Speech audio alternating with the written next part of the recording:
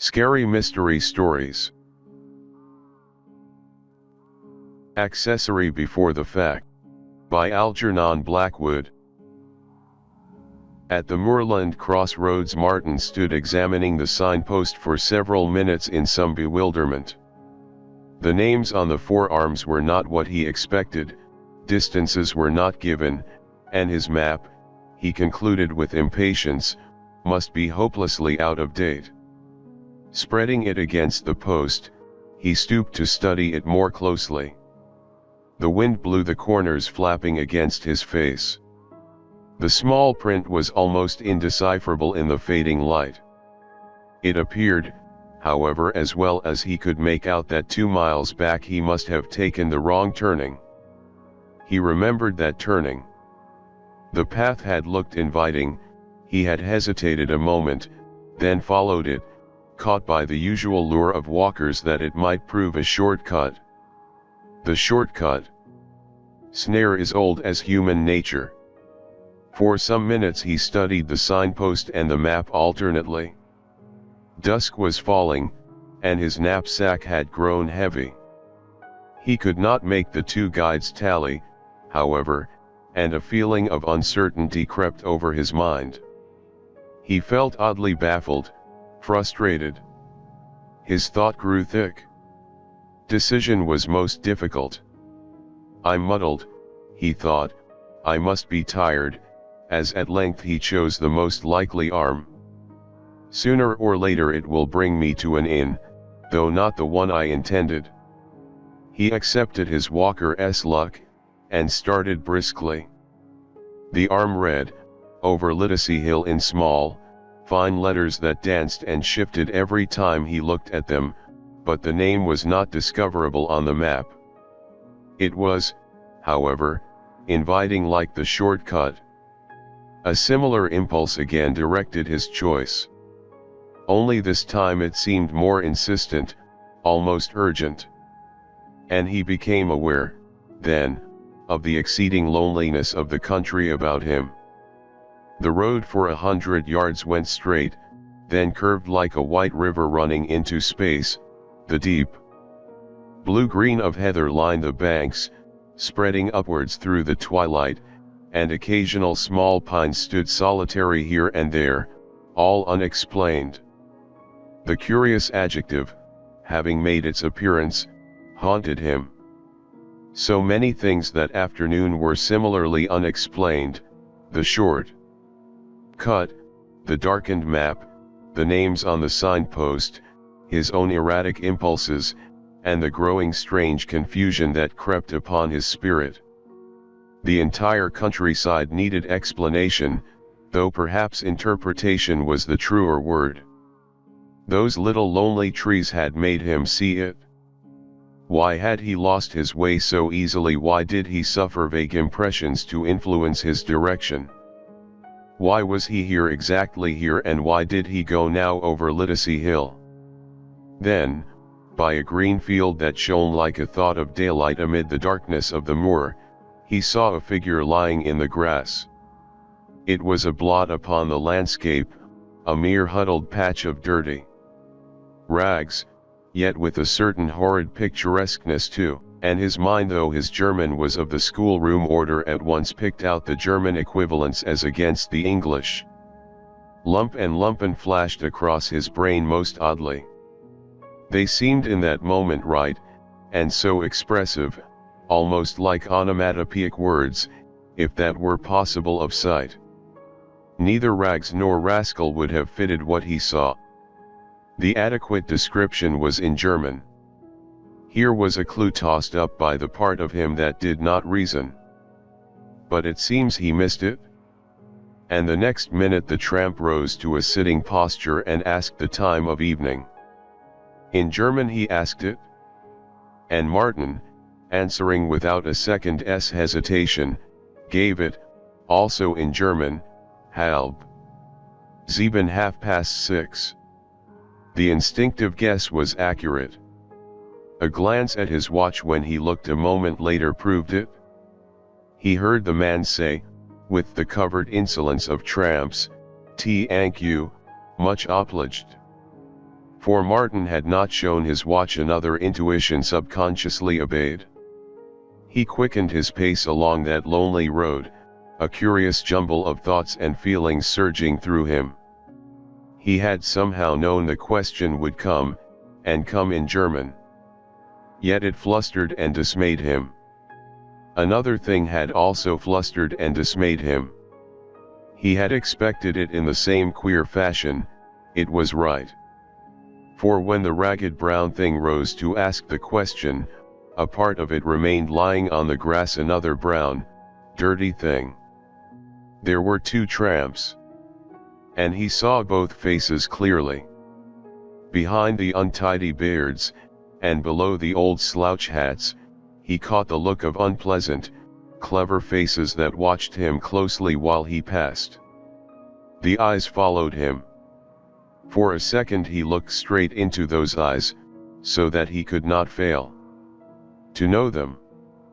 And he understood, quite horridly, that both faces were too sleek, refined, and cunning for those of ordinary tramps. The men were not really tramps at all. They were disguised.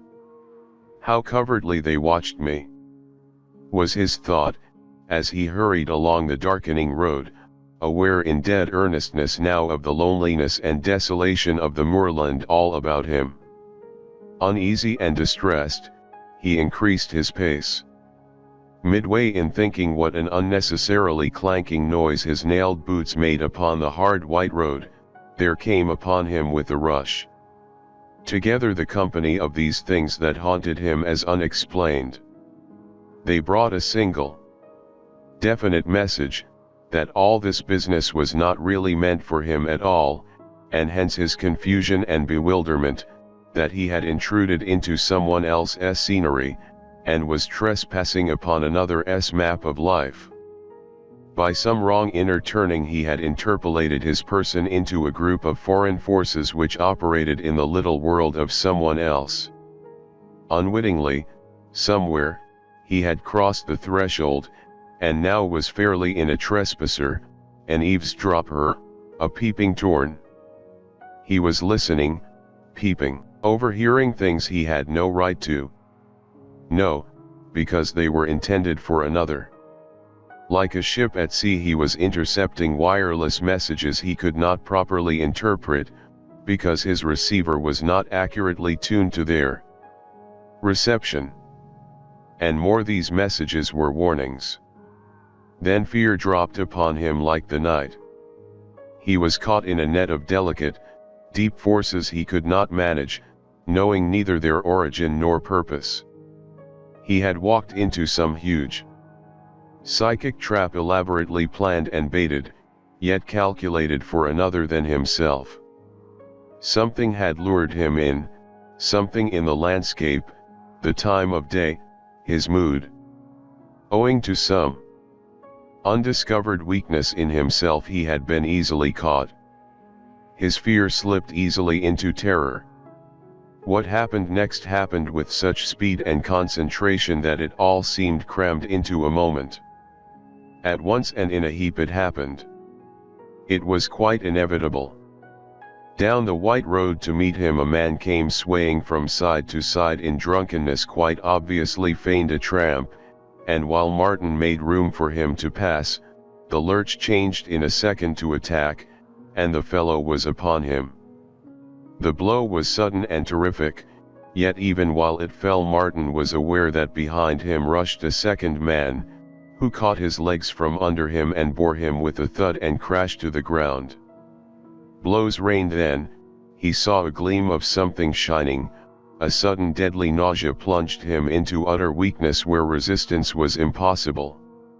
Something of fire entered his throat, and from his mouth poured a thick sweet thing that choked him. The world sank far away into darkness. Yet through all the horror and confusion ran the trail of two clear thoughts. He realized that the first tramp had sneaked at a fast double through the heather and so come down to meet him, and that something heavy was torn from fastenings that clipped it tight and close beneath his clothes against his body.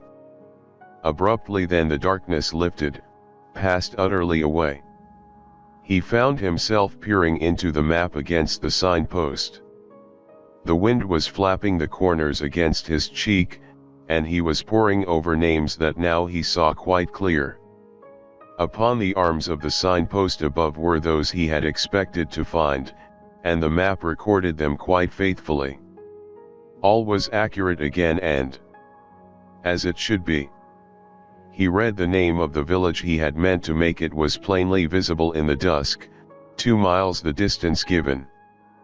Bewildered, shaken, unable to think of anything, he stuffed the map into his pocket, unfolded, and hurried forward like a man who has just wakened from an awful dream that had compressed into a single second all the detailed misery of some prolonged, oppressive nightmare. He broke into a steady trot that soon became a run. The perspiration poured from him, his legs felt weak, and his breath was difficult to manage. He was only conscious of the overpowering desire to get away as fast as possible from the signpost at the crossroads where the dreadful vision had flashed upon him. For Martin, accountant on a holiday, had never dreamed of any world of psychic possibilities. The entire thing was torture.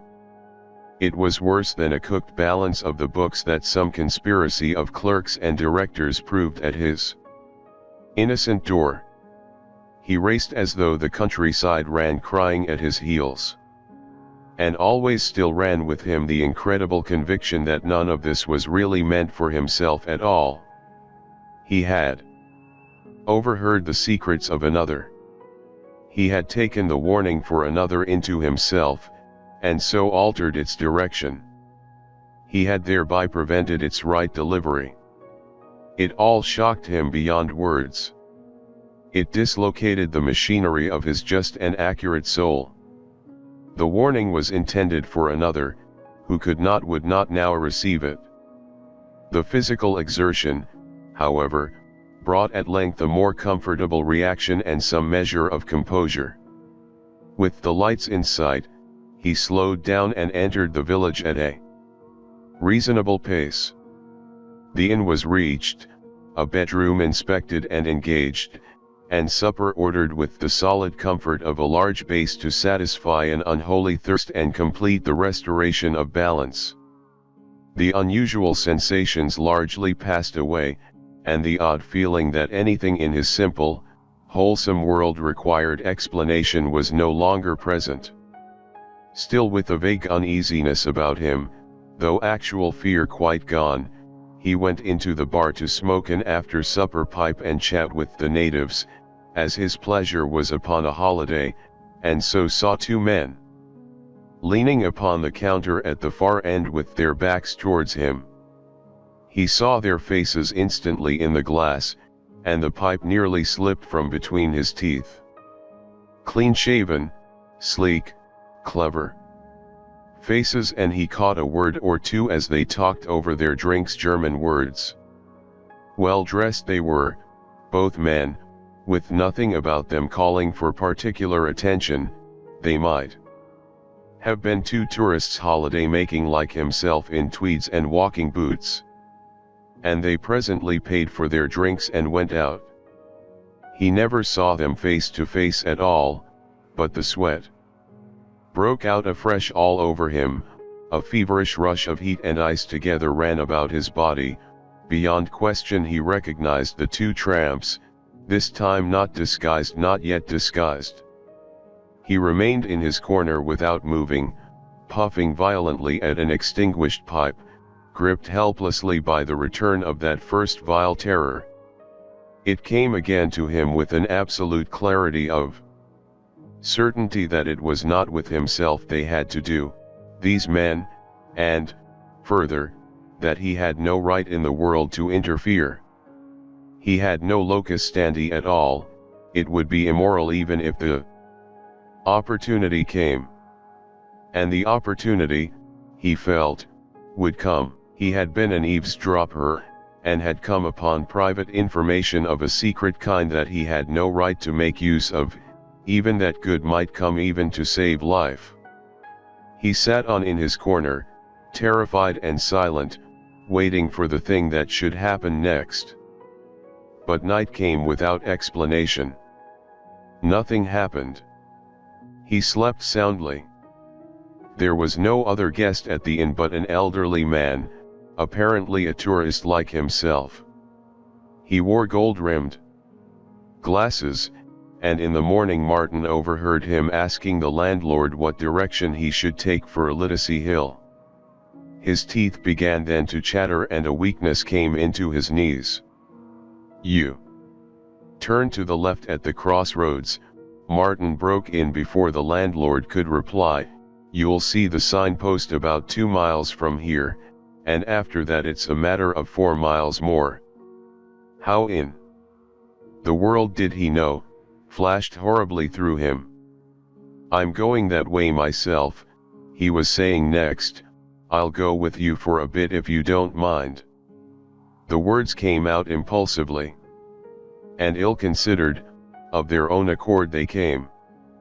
For his own direction was exactly opposite. He did not want the man to go alone. The stranger, however, easily evaded his offer of companionship.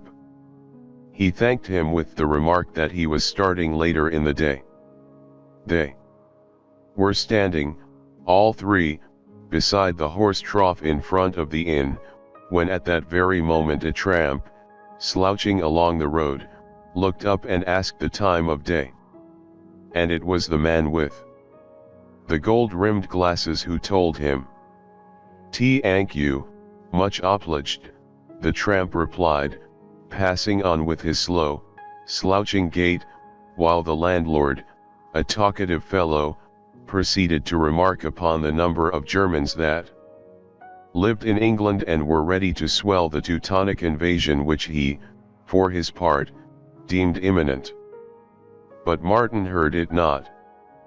Before he had gone a mile upon his way he went into the woods to fight his conscience all alone. His feebleness, his cowardice, were surely criminal. Real anguish tortured him. A dozen times he decided to go back upon his steps, and a dozen times the singular authority that whispered he had no right to interfere prevented him. How could he act upon knowledge gained by eavesdropping, how interfere in the private business of another's hidden life merely because he had overheard, as at the telephone, its secret dangers? Some inner confusion prevented straight thinking altogether. The stranger would merely think him mad. He had no fact to go upon. He smothered 100 impulses and finally went on his way, with a shaking, troubled heart. The last 2 days of his holiday were ruined by doubts and questions and alarms, all justified later when he read of the murder of a tourist upon Liddacy Hill. The man wore gold-rimmed glasses, and carried in a belt about his person a large sum of money. His throat was cut, and the police were hard upon the trail of a mysterious pair of tramps, said to be Germans.